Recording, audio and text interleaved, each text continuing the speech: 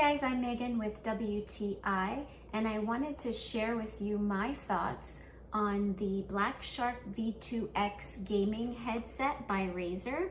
What I find is they're really super comfortable because of the cushioning. In fact, my son wears glasses and he finds them comfortable as well. He can literally wear them all day. Let me just show you up close the cushioning. It's pretty soft, so I was pretty impressed with that myself.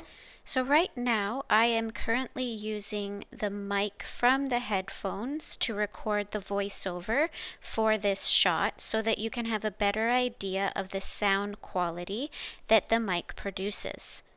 I would say it's pretty crisp and clear and works quite well. It's primarily a PC headset, so it's got a regular jack to plug into your PC, although it is compatible across other platforms as well. All in all, I really like this headset. It's very comfortable, the sound is great, and it's affordable. So I highly recommend it, especially if you're buying it for your kids and they're gamers. My son loves it, I'm sure yours will too, and that's my point of view.